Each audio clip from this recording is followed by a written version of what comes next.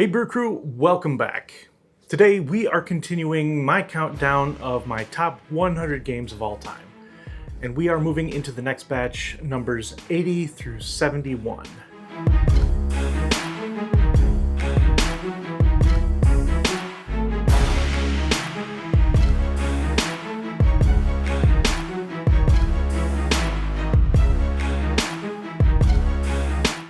This is where the list really starts getting interesting.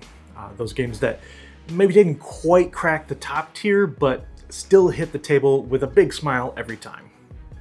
The next few sections are a great mix of older games that have consistently held a spot on the list, but this is also where a lot of newer games tend to enter the list. I think these middle segments are some of the most interesting because they usually have the most movement from year to year. So, let's embrace the chaos and keep going. These are the games that have earned their place through clever design, memorable moments, or just being consistently fun year after year. So grab a drink, settle in, and let's dive into 10 fantastic games that absolutely deserve a spot on my top 100. Let's get into it. 80. Number 80 is Last Will. Designed by Vladimir Suchy and published by CGE, Last Will is a game that asks the question, what if Brewster's Millions was a Euro game? It's hilarious, it's clever, and it's full of delightful financial irresponsibility. You and your fellow players have inherited money, but in a twist, you only get the real inheritance if you can prove that you are the most irresponsible person in the family by blowing through your entire personal fortune first. Gameplay-wise, Last Will is a mix of card engine building, action selection, and timing puzzles. You'll hire shady assistants, bring your horse to fancy dinners because apparently that burns money faster, and purchase estates only to deliberately run them into the ground. The theme of this game is fantastic, but the gameplay is also interesting and a clever twist on an engine builder. It's still about efficiency, but about being efficiently irresponsible with your money, which is a great twist. 79.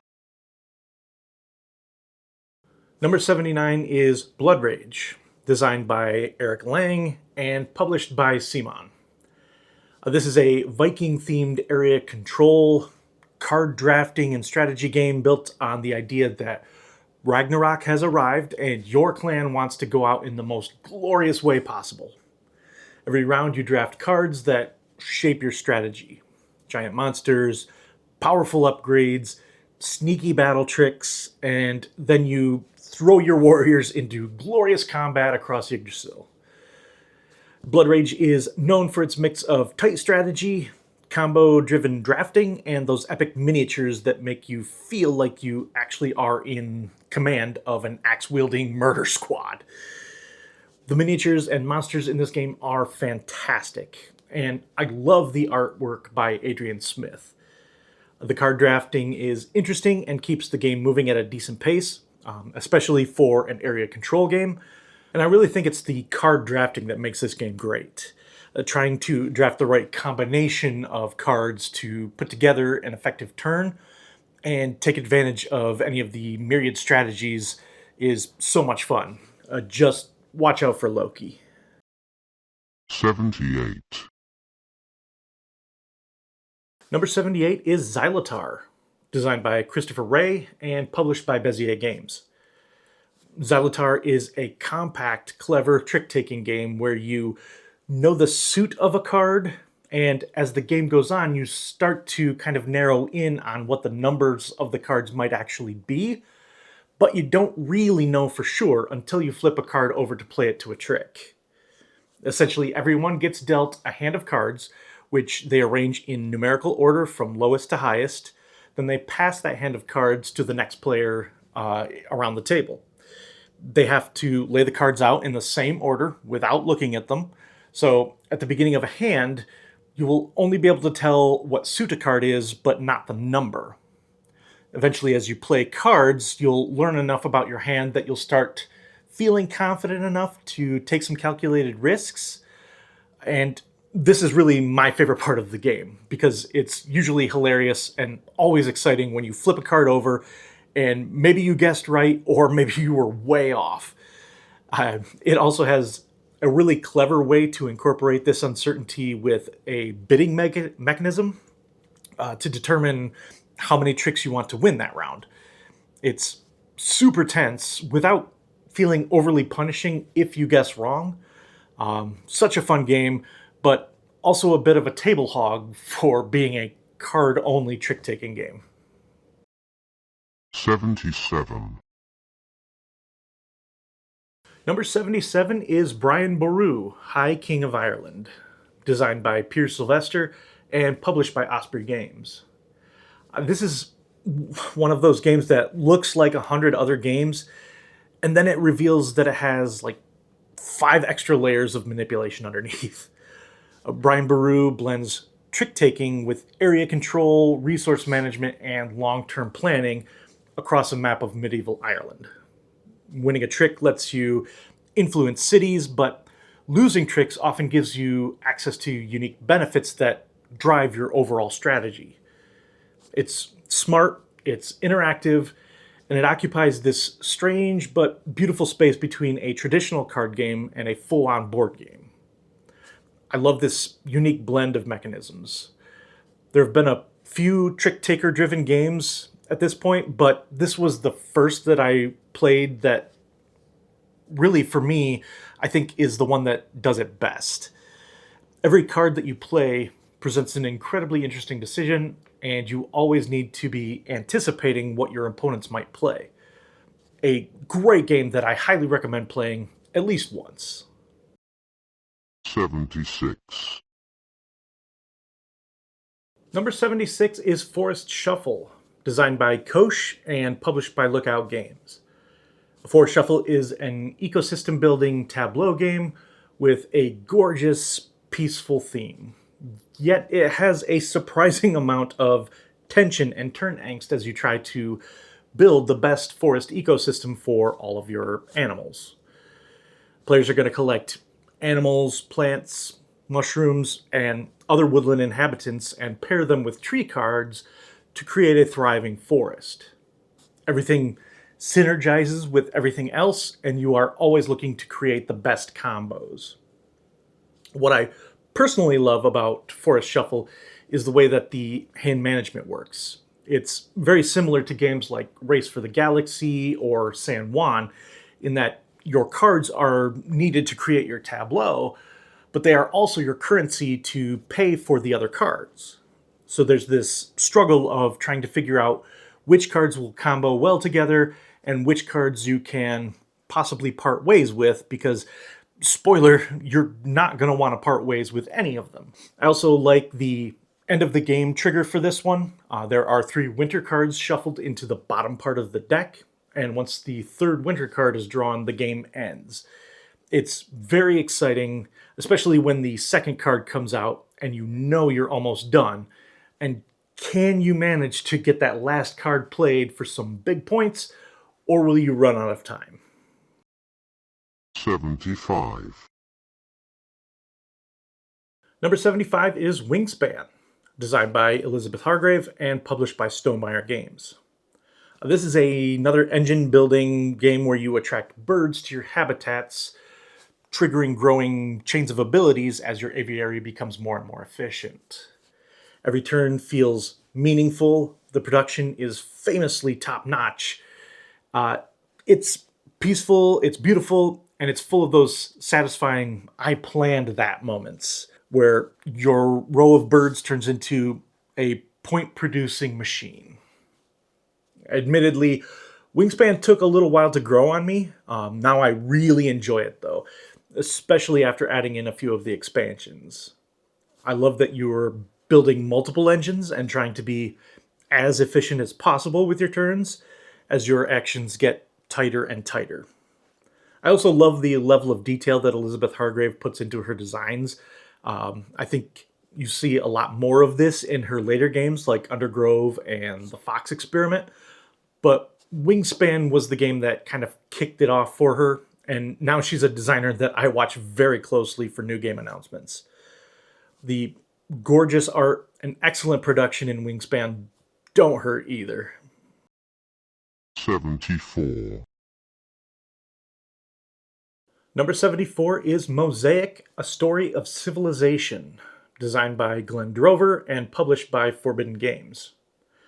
If you love sprawling civilization games but don't love multi-hour downtime-filled marathons, Mosaic is the elegant answer. This is a civilization building game that uses fast turns, accessible rules, and card-driven actions to create a broad, sweeping experience without the usual 5-hour commitment. You're developing technologies, expanding your cities, recruiting armies, placing wonders, and racing for scoring opportunities across a large map. Gameplay is very smooth, and every decision feels meaningful without bogging you down in micromanagement. It's definitely one of my favorite Civ-themed games because of how smooth the action selection works. The cards that are available are going to determine what actions are available to you each turn, and even though many of them are pretty similar, there's still a good amount of turn angst, hoping that the card you need is still there when it gets back to your turn. It manages to feel thematic, yet the rules don't get in the way of the game. The only real downside here is the setup. That can be a bit of a grind. But once that's taken care of, the game really hums along. If the setup was a little bit more streamlined, I could see this being much higher on my list. 73.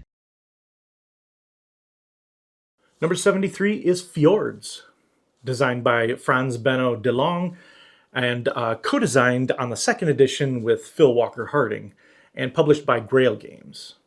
Fjords is a beautifully streamlined two-phase game. First, you and your opponents take turn laying hex tiles to build a rugged Norwegian landscape. Then you switch to the second phase and begin placing little tokens down to claim territory, cutting off your opponent and spreading as efficiently as possible. Feels like a merge of Carcassonne-style tile laying and Go-like area enclosure with a really smooth rule set. It's elegant, fast, and surprisingly cutthroat. We really enjoy our two-player games. In fact, it was one of the highest criteria that I had when looking for a game when we first really started getting into board gaming, since it was often just Jen and I playing. What I love about Fjords is that it has the two phases. The first sets up the play area, and the second part to claim the territory. So you're trying to plan ahead in round one so that when it comes time to claim the territory in round two, you can cut off your opponent so that they can't muscle in on your land. It's this planning ahead that I really enjoy, and the game plays out like a very thinky head-to-head puzzle. I highly recommend this one for folks who are looking for great two-player games, and the new version looks gorgeous as well. 72. Number 72 is Thunder Road Vendetta, designed by Dave Chalker, Brett Myers, and the Restoration Games team, and published by Restoration Games. A Thunder Road Vendetta is pure, chaotic, metal-on-metal joy. This is a high-speed vehicular combat racing game where you blast down a modular desert highway, shooting, ramming, spinning out, flipping over, and occasionally exploding into flames, sometimes all in the same round.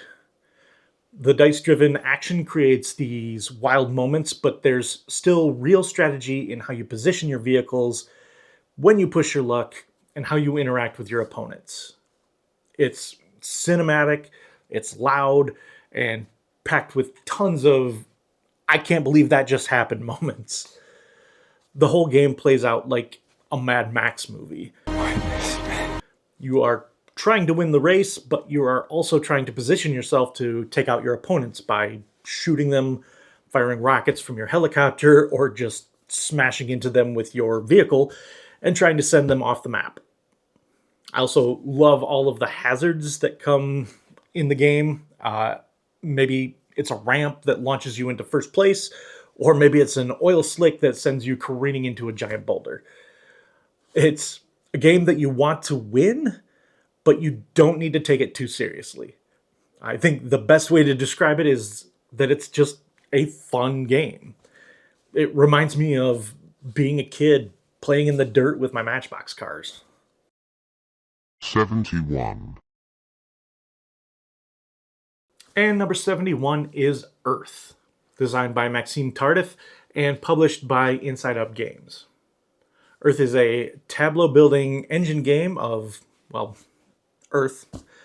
Plants, biomes, climates, ecosystems. It's basically a nature documentary, except you're directing the camera and scoring points for biodiversity. This game is all about synergy, building rows and columns of cards that trigger chains of abilities, often causing 6 or 7 things to happen every time someone chooses an action. And turns can be, for the most part, simultaneous, which keeps the pace fast, even with 4 players. The table presence is beautiful, the cover is absolutely stunning, the combos are huge, and the replayability is off the charts thanks to its massive card variety. Just like a few games that showed up earlier on the list, Earth has a follow mechanism for its action selection. Everyone chooses an action, and everyone gets to do all of the actions chosen. But the person that chose that action gets a benefit or bonus. This type of action selection was made popular by games like Puerto Rico and Race for the Galaxy, and it shows up in a lot of my favorite games. And in a game like Earth, I think it fits perfectly.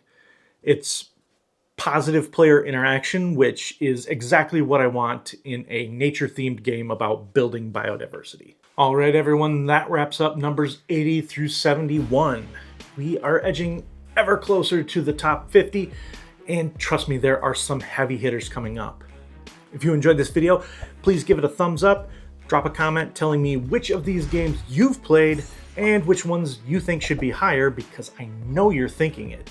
Don't forget to hype the video and subscribe to the channel if you haven't already so you don't miss the rest of the series. Thanks so much for watching, and I'll see you next time for numbers 70 through 61. And until then, let's get another round for the table.